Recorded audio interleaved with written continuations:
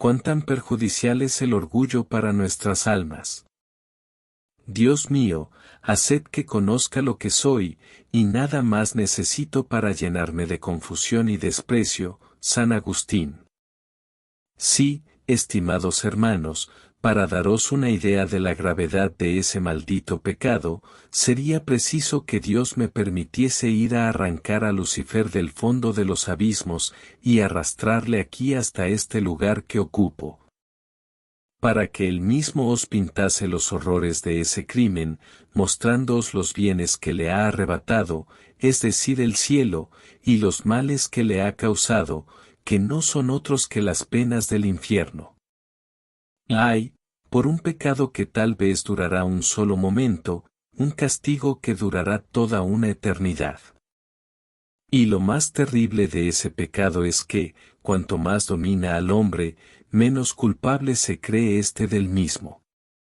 En efecto, jamás el orgulloso querrá convencerse de que lo es, ni jamás reconocerá que no anda bien, todo cuanto hace y todo cuanto habla, está bien hecho y dicho. ¿Queréis haceros cargo de la gravedad de ese pecado? Mirad lo que ha hecho Dios para expiarlo. ¿Por qué causa quiso nacer de padres pobres, vivir en la obscuridad, aparecer en el mundo no ya en medio de gente de mediana condición, sino como una persona de la más ínfima categoría?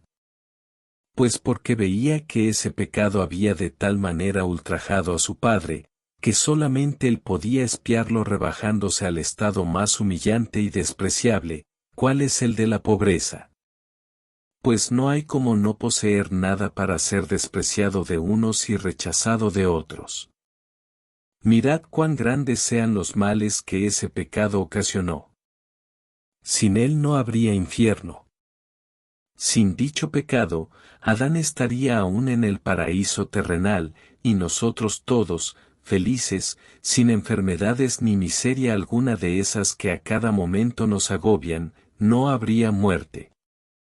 No estaríamos sujetos a aquel juicio que hace temblar a los santos, ningún temor deberíamos tener de una eternidad desgraciada, el cielo nos estaría asegurado. Felices en este mundo, y aún más felices en el otro, pasaríamos nuestra vida bendiciendo la grandeza y la bondad de nuestro Dios, y después subiríamos en cuerpo y alma a continuar tan dichosa ocupación en el cielo.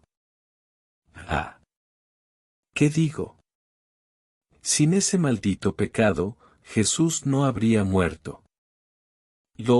¿Cuántos tormentos se habrían evitado a nuestro divino Salvador? Pero, me diréis, ¿por qué ese pecado ha causado peores daños que los otros? ¿Por qué? Oíd la razón.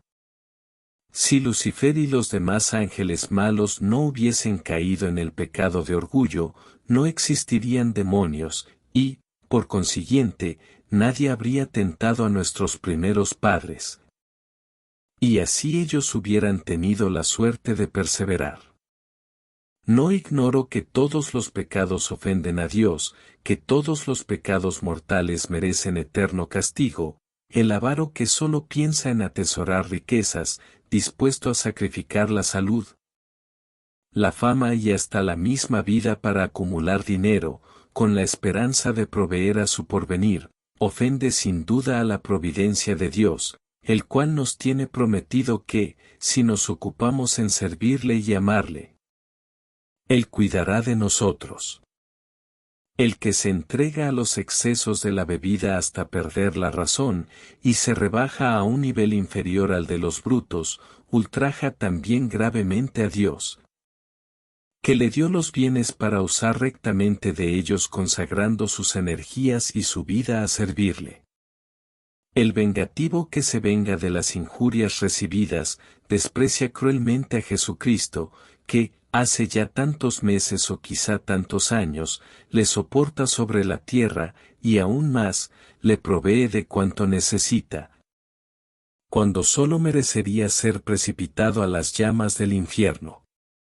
El impúdico, al revolcarse en el fango de sus pasiones, se coloca en un nivel inferior a las más inmundas bestias, pierde su alma y da muerte a su Dios, convierte el templo del Espíritu Santo en templo de demonios. Hace de los miembros de Cristo, miembros de una infame prostituta, de hermano del Hijo de Dios, se convierte, no ya en hermano de los demonios, sino en esclavo de Satán. Todo esto son crímenes respecto a los cuales faltan palabras que expresen los horrores y la magnitud de los tormentos que merecen. Pues bien, yo os digo que todos estos pecados distan tanto del orgullo, en cuanto al ultraje que infieren a Dios, como el cielo dista de la tierra, nada más fácil de comprender. Al cometer los demás pecados, o bien quebrantamos los preceptos de Dios, o bien despreciamos sus beneficios, o, si queréis, convertimos en inútiles los trabajos, los sufrimientos y la muerte de Jesús. Mas el orgulloso hace como un súbdito que, no contento con despreciar y hollar debajo de sus plantas las leyes y las ordenanzas de su soberano, lleva su furor hasta el intento de hundirle un puñal en el pecho, arrancarle del trono, hollarle debajo de sus pies y ponerse en su lugar. ¿Puede concebirse mayor atrocidad? Pues bien, esto es lo que hace la persona que haya motivo de vanidad en los éxitos alcanzados con sus palabras u obras. Oh, Dios mío, cuán grande es el número de esos infelices. Oíd lo que nos dice el Espíritu Santo hablando del orgulloso: será aborrecido de Dios y de los hombres, pues el Señor detesta al orgulloso y al soberbio. El mismo Jesucristo nos dice que daba gracias a su Padre por haber ocultado sus secretos a los orgullosos. En efecto, si recorremos la Sagrada Escritura, veremos que los males con que Dios aflige a los orgullosos son tan horribles y frecuentes que parece agotar su furor y su poder en castigarlos. Así como podemos observar también el especial placer con que Dios se complace en humillar a los soberbios a medida que ellos procuran elevarse. Acontece igualmente muchas veces ver al orgulloso caído en algún vergonzoso vicio que le llena de deshonra a los ojos del mundo. Hallamos un caso ejemplar en la persona de Nabucodonosor el Grande. Era aquel príncipe tan orgulloso, tenía tan elevada opinión de sí mismo, que pretendía ser considerado como Dios.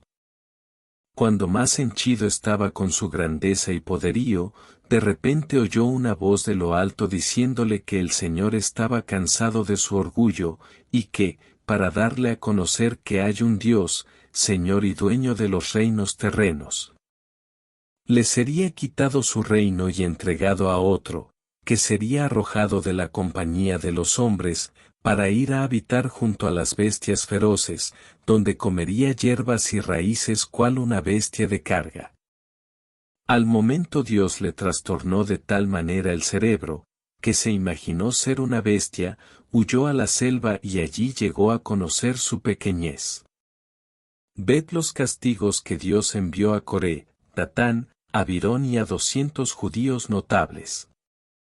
Estos, llenos de orgullo, dijeron a Moisés y a Aarón: ¿y por qué no hemos de tener también nosotros el honor de ofrecer al Señor el incienso cual vosotros lo hacéis?